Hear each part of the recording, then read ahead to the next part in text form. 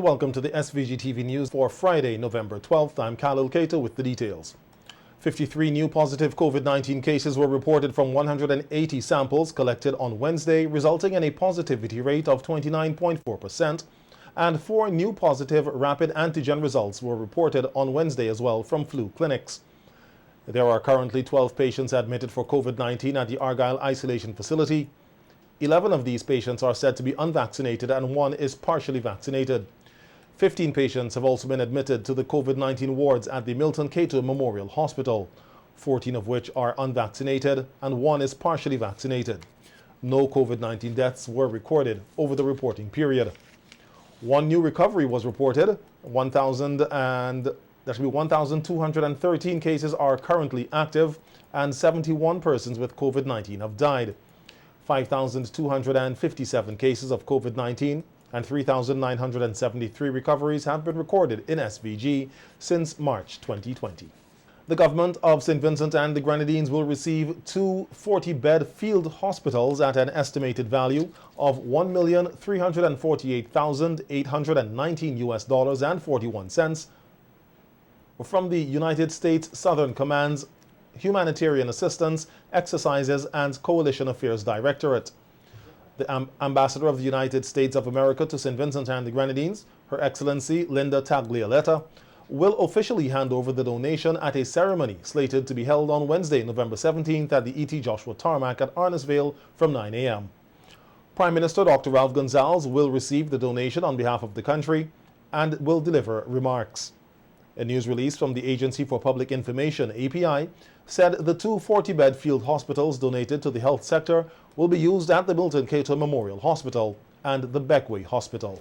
In other news, Chief Executive Officer of the SVG Tourism Authority, Glenn Beach, says Thursday's first cruise call to Port Kingstown in over a year since the pandemic was a success.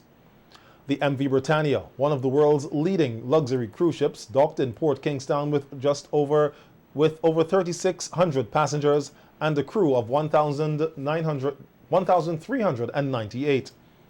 The MV Britannia is one of over 200 cruise ships expected to visit the country during the 2021 cruise season, with 13 inaugural calls and 23 same-day and port calls scheduled to visit the destination. In an interview with SVG-TV News, the Tourism Authority CEO says, considering everything, the welcoming of the first cruise line to Port Kingstown in over a year went well. I think it was good. We had our members of the police band up there playing. We did some local foods and so on to welcome. First cruise ship, especially under these conditions, and a big ship like Britannia, capacity of 3,000 people, but I think 1,500 came, and that's how it's going to be for a while. But considering everything, the protocols and everything, I think it went pretty well. It will be interesting to hear the feedback from the ship itself in terms of what their guests thought as such. So, but overall, I think it went pretty well. Obviously, some people are not happy that they're not able to get some of the business yet, but that will come. Beach said SVG needs to get back to some level of normalcy as quickly as possible, noting that the Ministry of Health has been doing a good job relating to the cruise ship, that should be the cruise tourism protocols for the 32 islands and keys. People understand now what is going on. If they accept it or if they're happy with it, that's a different question. But I think you're going to see things trying to get back to some sort of normalcy. We can't keep it in this. We really need to get back to some sort of normalcy as quickly as possible. But yeah, I think the Ministry of Health has done a tremendous job. I think the cruise lines also are very aware of our situation and what we want to do. And it's a matter of finding the balance of what we also, because we want the passengers to enjoy themselves also. They didn't come here to just stay on the ship or stay up at the cruise ship terminal.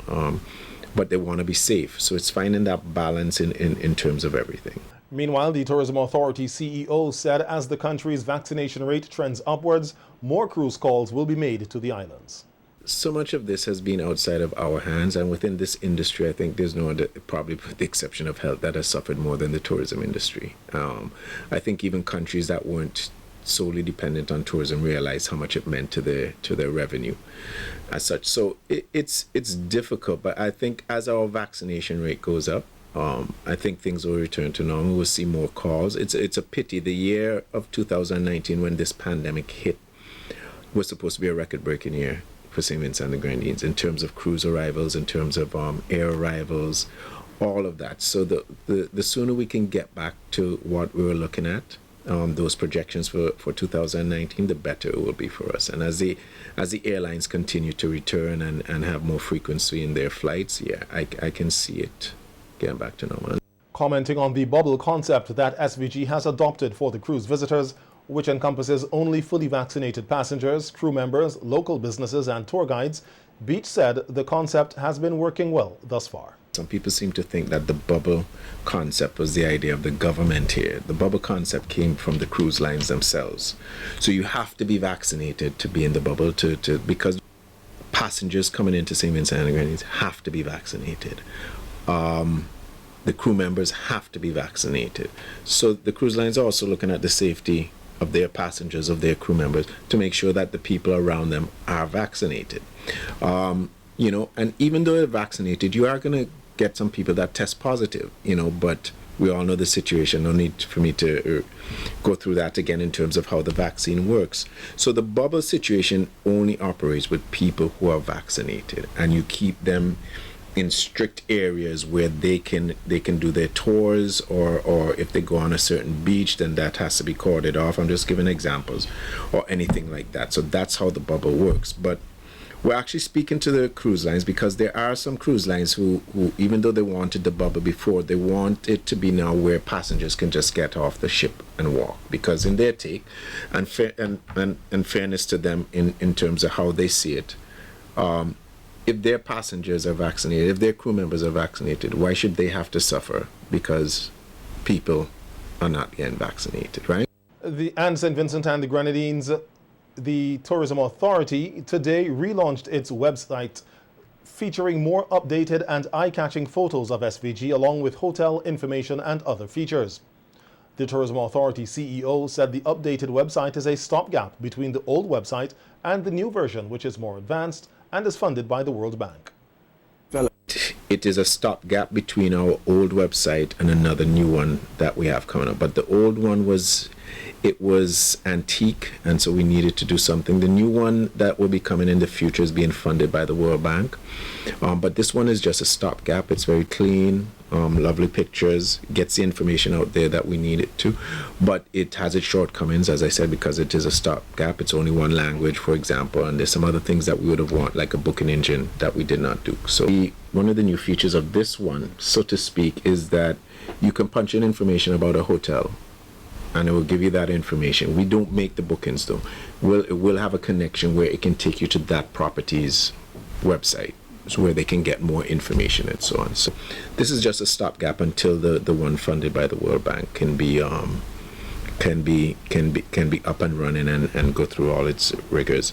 So excited about that, and we'll see what happens after. St. Vincent and the Grenadines signed a joint communique with the Republic of Rwanda on Tuesday to establish diplomatic relations between both countries. The Agency for Public Information, API, said the joint communique is guided by the principles and purposes of the United Nations Charter and international law, particularly the respect and promotion of international peace and security, equality among states, due respect for national sovereignty and territorial integrity, independence and international treaties, and non-interference in internal affairs of states. The communique was signed by SVG's permanent representative to the United Nations, Her Excellency Inga Rhonda King, and the permanent representative of the Republic of Rwanda to the United Nations, His Excellency Valentine Rugwabiz. The government of SVG said it looks forward for fruitful bilateral relations with Rwanda on the basis of mutual benefit between both countries. While there were none recorded over the last week, lead scientist monitoring La Soufrière, Roderick Stewart, continues to caution persons, particularly residents in the red and orange zones, of the dangers of lahars or mudflows. Giving an update on the volcano, Stewart said the seismic activities continue to decrease. Yeah, as you say, there's really nothing to say, but people need to hear that, So it's been quiet. We still have a few earthquakes happening. Apart from that, not much going on. There's been no lahars in the last week. We're sort of coming out of the heavy rain season, but lahars are always going to be a problem, so people need to be aware of that potential. But yeah, still quiet, and fingers crossed it's going to stay like this for a long time to come. The volcano alert remains at yellow. The SVG Teachers Union will be observing Teachers Solidarity Week from this Sunday under the theme, Teachers Overcoming Obstacles, Making Our Mark in Challenging Times. Due to the COVID-19 pandemic, the activities, which will end on November 20th, will be held virtually. President of the SVG-TU, Oswald Robinson, outlined some of the activities which will be held for the week. To attend a service, whether virtually or physically within your local, in close proximity. The Monday the 15th, we have our C.W. Prescott Memorial Lecture. This is a lecture that we do every year in honor of one of our pioneers of the education system. We brought virtually at 4 p.m. On Tuesday the 16th, from 6:30 p.m., we have a panel discussion. It would be on Tuesday 6:30. It would be done virtually. The panelists will speak for about 5 minutes on the topic, and then we'll have a general discussion and interaction from the membership. On Wednesday the 17th from 4 p.m. is our annual general meeting. The notice has already been sent out, and we are expecting that the reports will be read and we'll have a very fruitful deliberation. On Thursday the 6 p.m. we have a cultural showcase. Here is where the youth committee and the General Secretary, a committee member, the Assistant General Secretary, and other members of the executive would be involved in taking the lead in a cultural showcase. On Friday, we're going to have a virtual rally. The main speaker of the rally would be our former first Vice President of the Union, Brother Vibert Lewis. Robinson said that 11 stalwarts of the Teachers Union will be honored at the closing and awards ceremony on Saturday, November 20th. The criteria for this event has remained the same. Once you have served the Teachers Union and education in the era of 1975 and even more recent times, and you are retired and you have demonstrated that you have served the education sector and you have done 3 years or more as a retiree, then we will consider you for that honor. So we would be bestowing an honor on some 12 stalwarts of the union forces who have served the Teachers Union and education. And this is a very important activity. The SVGTU president used the opportunity to speak on the importance of Teachers Solidarity Week, held annually in commemoration of the 1975 teachers' strike. And then the repeal of the 1972 Public Service Act. That was an act which more or less curtailed teachers from speaking in the public on matters of national importance. So they were asking to repeal that act because that act more or less was interfering with your fundamental right of freedom of expression. And we know the 14th of November is a significant date because it was on the 14th of November when the teachers took to the street to march that they were tear gas. So that is how we got the word tear gas Friday. But the strike was very effective because it reached success in the end. And this is a lesson for us, modern day trade unionists, to walk in the footpath. And this is also an awareness for our teachers. Many of our teachers are young teachers, and they need to understand and appreciate the struggles of 1975 so that they too could continue to uphold this banner of the Teachers Union. That's why it says, hand in hand, united we stand. The more we stand united, the stronger we are, and we will be a mighty force to be reckoned with. And the St. Vincent and the Grenadines Diabetes Association will join the global community on Sunday to observe World Diabetes Day under the theme Access to Diabetes Care. As with most major events or activities this year, the COVID-19 pandemic has tremendously impacted the work of the SVG Diabetes and Hypertension Association, including its planned activities to commemorate the day and the month-long activities.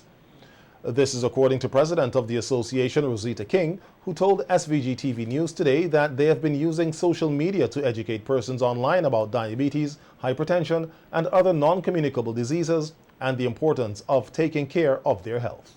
We have so many challenges, but the main challenge in regards to the St. Vincent and the Grenadines Diabetes and Hypertension Association is COVID-19. And that has prevented us from doing our usual activities for the month of November. Because we know November is celebrated as World Diabetes Month, and the 14th of November is usually celebrated as World Diabetes Day. So because of COVID, this year, 2021, our activities have scaled down tremendously because of, that we have that still outbreak in relation to COVID, and there are guidelines in relation to the ministry about outdoor activities and indoor activities.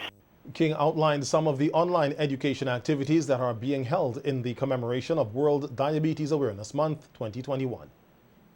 We are planning to do virtual activities, and that is mainly for the group because we are trying to regroup again because of what is happening. So for Sunday, persons who will be going to church will share some information about diabetes, give a little synopsis about World Diabetes Day.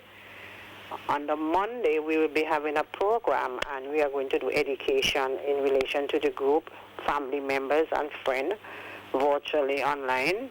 We are going to do that. So the rest of the week, those are the activities that we are involved in, is online activities, virtual activities, because our usual symposium that is normally happening on the 14th of November was cancelled because of what is happening with COVID this year, as I said before, and screening. We were not able to go out there because of what is happening.